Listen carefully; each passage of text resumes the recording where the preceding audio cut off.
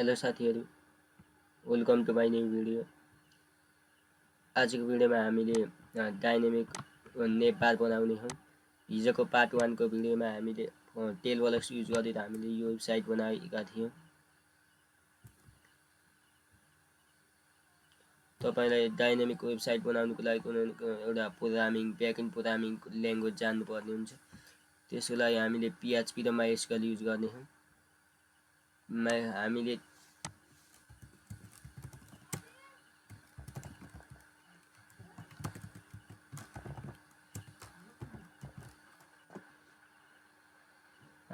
Uma database बनाउने हौं। र डेटाबेस भित्र हामी टेबल बनाउने हौं। टेबलको डाटा यसमा देखाउने हौं। यहाँ हामीले एउटा टेबल डेटाबेस बनाउनु पर्ने हुन्छ। साइट भने म डेटाबेस तपाईले जुन नाम पनि दिन सक्नुहुन्छ। अनि क्रिएट गर्नुहोस्। क्रिएट गरिसकेपछि यहाँ टेबलको नाम दिनुपर्ने हुन्छ। नेपबार भनिदिनु। तपाईले आफ्नो चोइस अनुसार दिन सक्नुहुन्छ। यहाँ आईडी भनेको युनिक हुनुपर्छ सबैको। आईडी को माध्यमबाट तपाईले हरेक डाटालाई सर्च गर्न सक्नुहुन्छ। अनि यहाँ हामीले यो आइटम दिने हौं नेपबार।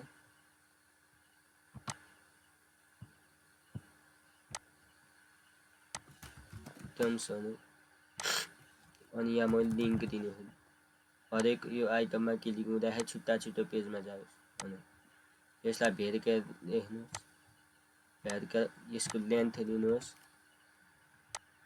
लेन्थ यहाँ तपाईले स्ट्याटस पनि दिन सक्नुहुन्छ।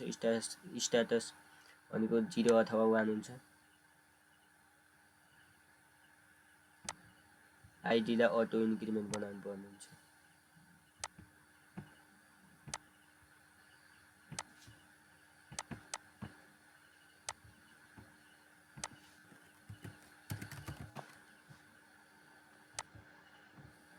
सेभ गर्नु होला। सेभ गरिसकेपछि हाम्रो युट्युब वेबसाइट भित्र हाम्रो नेपबार भन्ने टेबल क्रिएट भएको छ।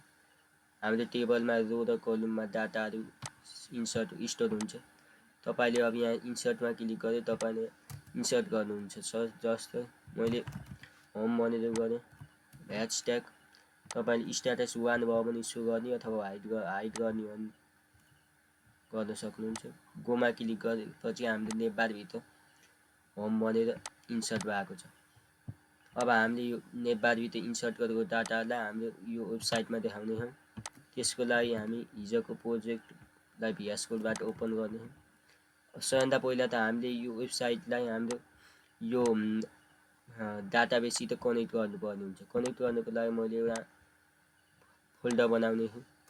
फोल्डर बनाइसकेपछि एउटा db connect php भने म नाम दिएको छु फाइलको। नाम दिइसकेपछि PHP ओपन गर्नु। ओपन गरिसकेपछि म भेरिएबल बनाउनु। भेरिएबल बनाइसकेपछि हाम्रो mysqli कनेक्ट भन्ने हुन्छ। लोकल होस्ट तपाईले लाई थाहा नभएको भए तपाई PHP यहाँ सर्च गर्न सक्नुहुन्छ। How to connect PHP file with mysqli database भने यहाँ सर्च गरे तपाईलाई सबै दिएको छ। यसमा तपाईले अब्जेक्ट क्रिएट गरेर पनि यो कनेक्ट गर्न सक्नुहुन्छ। अनि यहाँ चेक गर्न सक्नुहुन्छ तपाईले इफ कन्डिसन लगाएर। अनि यहाँ mysqli कनेक्ट यहाँ भेरिएबल बनाएको छ। भेरिएबलमा भ्यालु स्टोर गरेर यहाँ सो गर्यो। यहाँ गर्यो अनि यहाँ चेक गरेको छ। हामीले यो अनुसार गर्ने।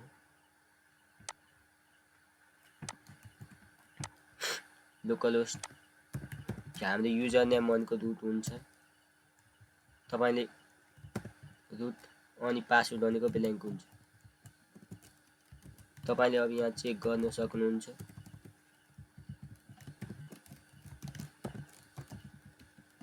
कनेक्ट डेटाबेस कनेक्ट भने मैले यहाँ दिएको छु। अब हाम्रो यहाँ index.php मा इन्क्लुड गर्नुपर्ने हुन्छ डेटाबेसलाई। टपमा इन्क्लुड गर्नु होला डेटाबेसलाई।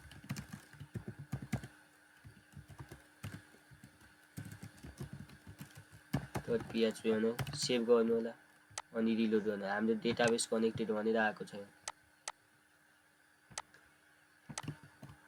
तपाईले यसलाई छुट्टा भेरिएबल बनाएर पनि राख्न सक्नुहुन्छ।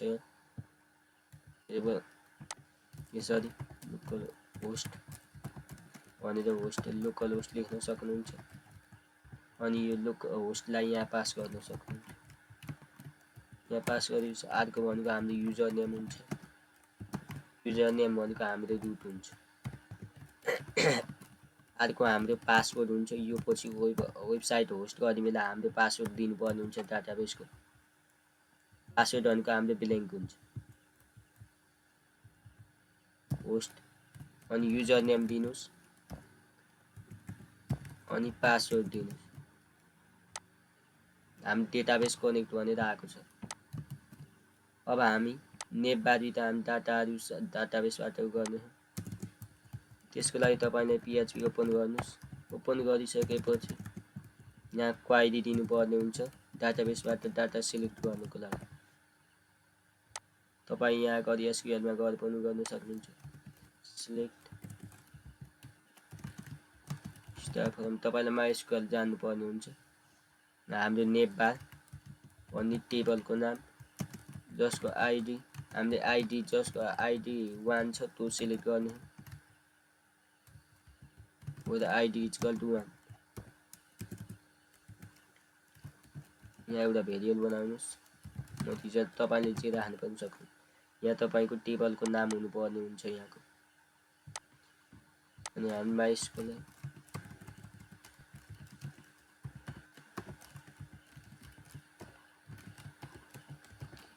यहाँ तपाईले उता कनेक्ट हो यो कनेक्टको भेरिएबलको नाम यहाँ पास गर्नुपर्छ।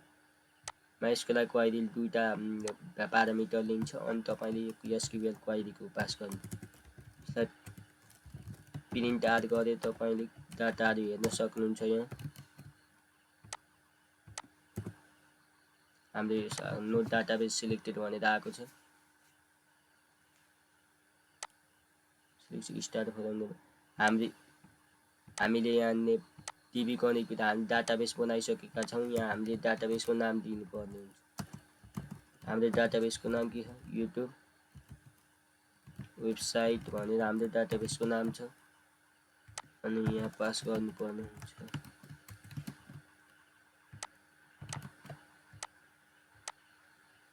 हाम्रो डाटाबेसमा डाटाहरु आएको यहाँ देखाएको छ। नम्बर अफ रो भनेको हाम्रो डाटाबेसमा एउटा। मैले यहाँ अरु इन्सर्ट गरे भने मैले एबाउट भनेर यहाँ इन्सर्ट गर्ने। लिंक भनेको ह्याशट्याग 1 गो गरे। गो गरिसकेपछि यहाँ रिलोड गर्दा अहिले हाम्रो हामीले दुईटा डाटा रिलोड गर्नु भने हामीले 2 देखाउने।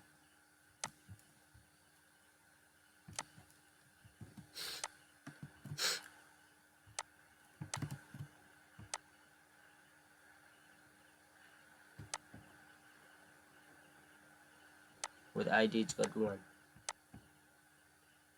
अब हामी नम्बर अफ यहाँ सिलेक्ट गर्नुपर्ने हुन्छ। mysql नम्बर रोज भन्ने छ अनि यहाँ पास गर्नुपर्ने हुन्छ। अब तपाईले यसलाई प्रिन्ट गर्नुभयो भने हामीले 1 देखाएको छ।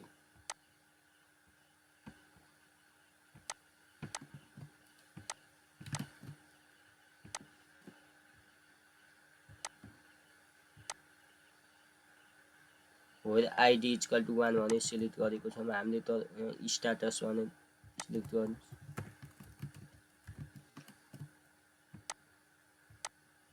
हाम्रो 2 आएको छ।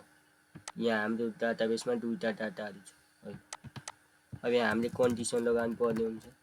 यदि डाटाहरु 1 बराबर भयो भने 1 अथवा 1 भन्दा धेरै भयो भने हामीले डेटाबेसमा data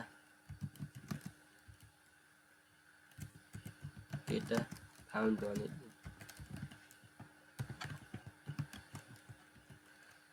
else data not found हामी डेटा फाउन्ड भनेर आउँछ।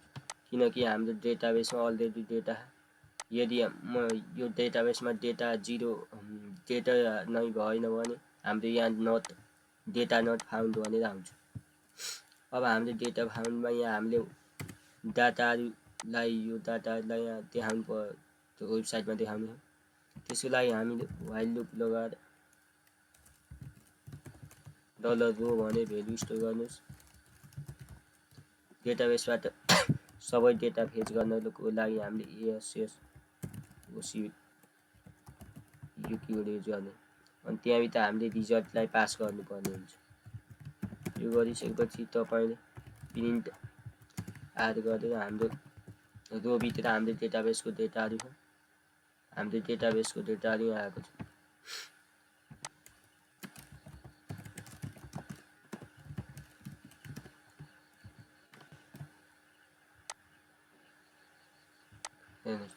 हाम्रो डेटाबेसमा दुईटा डेटा है, यो यहाँ डेटा देखा, यो भनेको हाम्रो एसोसिएटिभ एरे हो। हाम्रो डेटा एसोसिएटिभ एरेको रूपमा यहाँ स्टोर भएको छ डेटाबेसमा। अब तपाईँले यसलाई एक्सेस गर्नको लागि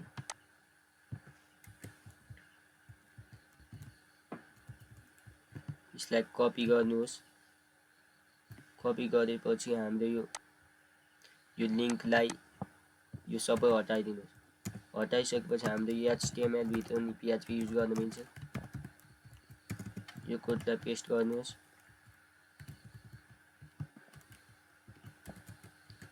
हामीले अहिले एउटै कोडलाई बारम्बार पेस्ट गरेका छौँ, पछि हामीले फङ्सन बनाएर गर्ने हो।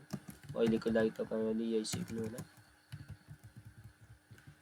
फङ्सन बनाइसकेपछि हामीले बारम्बार यो कोडलाई कपी गर्नुपर्ने हुँदैन। एउटै फङ्सनलाई बनाएर तपाईँ यही फङ्सनलाई कल गरेपछि डाइरेक्ट हुन्छ अरू कोडलाई पनि।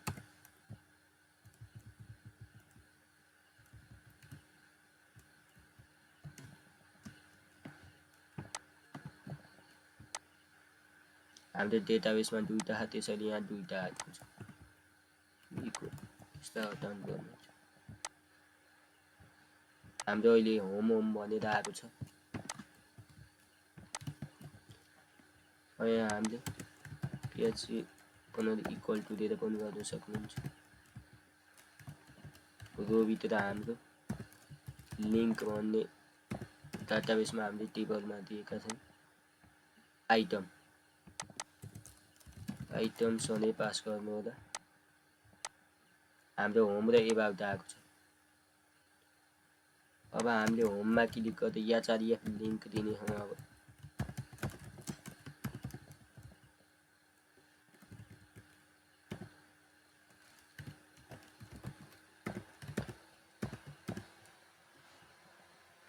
अब यसमा लिङ्क दिने हो।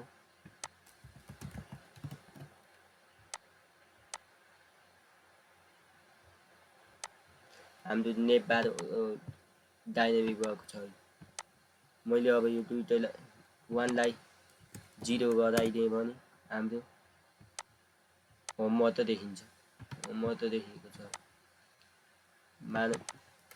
यसलाई 1 गराइदिएँ, हाम्रो यहाँ वेबसाइटमा होम र एबाउट देखिन्छ। अब मैले अरू पनि इन्सर्ट गर्न सक्छु। मैले सर्भिसेस भनेर एड गरेँ। अहिले लिङ्क भनेको मैले एउटा लिङ्क दिने हो अहिलेको लागि। सर्भिसेसमा क्लिक गर्दा हाम्रो च्यानल हुनु पर्यो। त्यसैलाई मैले यो कपीलाई लिङ्क गरेर यो लिङ्कलाई यहाँ पेस्ट गर्नुहोस्। 1 वेबसाइटमा सो गर्ने भए 1 दिनुहोस्, अथवा हाइड गर्ने भए 0 दिनुहोस्। मैले अहिले वेबसाइटमा देखाउन चाहन्छु, त्यसैले 1 दिएँ। गो गर्नुहोस्। गो गरिसकेपछि यहाँ रिलोड गर्नु। हाम्रो सर्भिसेस आएको छ। सर्भिसेसमा क्लिक गर्दा हाम्रो च्यानलमा हुन्छ, किनकि हामीले हाम्रो डाटाबेसमा हामीले लिङ्क पनि दिएका थियौँ। अझ एउटा इन्सर्ट गर्छु मैले।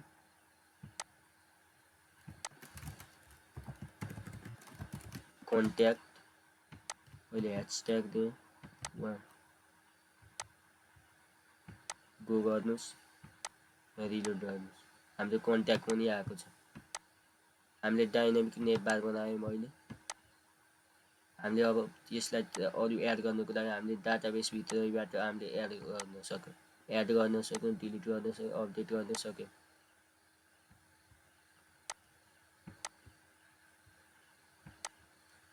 यसलाई हामीले अब पेस्ट कमेन्ट गरिदिनु हुन्छ।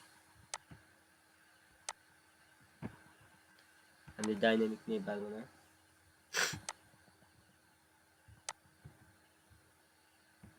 हामी नेपाललाई कलर पनि दिनेछौँ।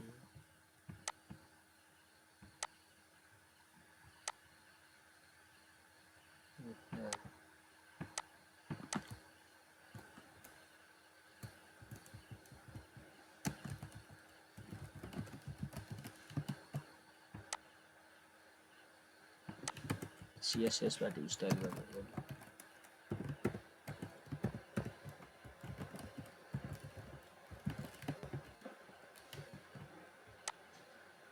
रेड आएको छ।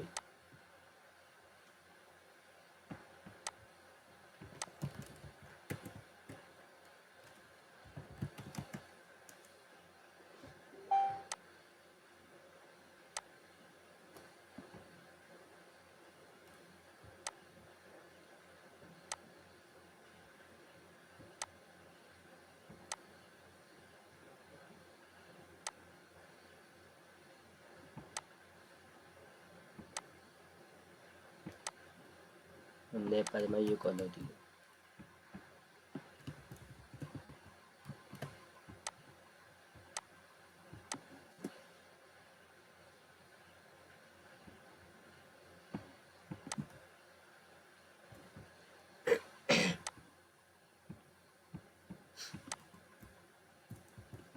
लोगोको कलर व्हाइट दिने हो।